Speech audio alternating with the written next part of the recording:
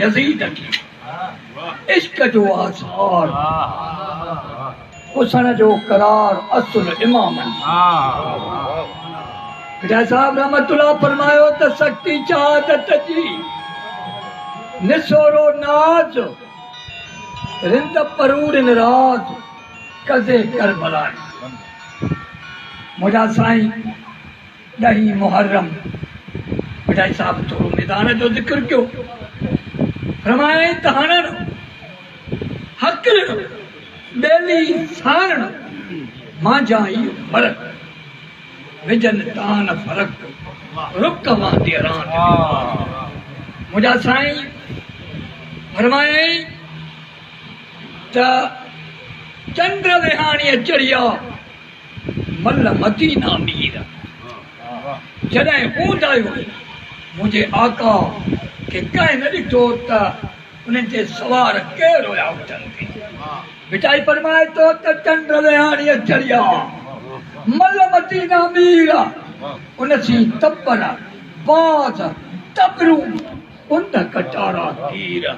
अली पुट अमीर कंदा राड़ो रुक किबला वरी छा छा फरमायो त कामिल करबला में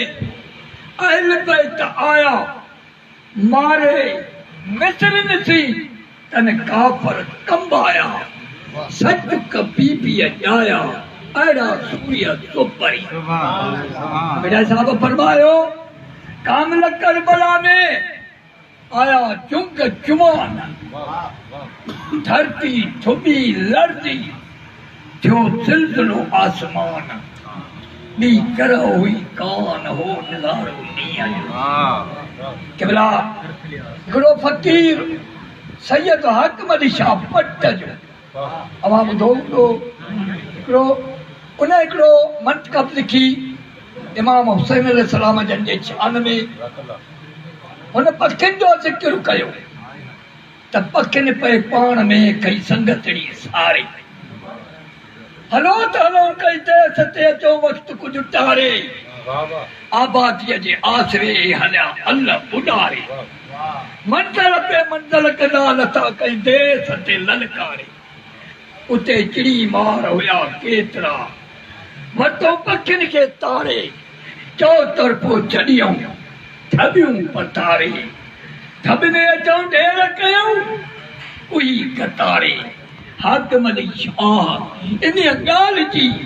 ग़लती थी ॻारे बेवस पखिड़ा आया सावन जे पारे तन सामन खे वारे काबू कयो कोट में बिचाई साहब फरमायो दोस्त कुहाए तातला मोह माराए खासन खलीलन के सत्यूं सहाय अल्लाह समद बेनियाज जा करे सा चाहे उन्हीं में आए उन्हीं गाल इसरार थी मेहरबान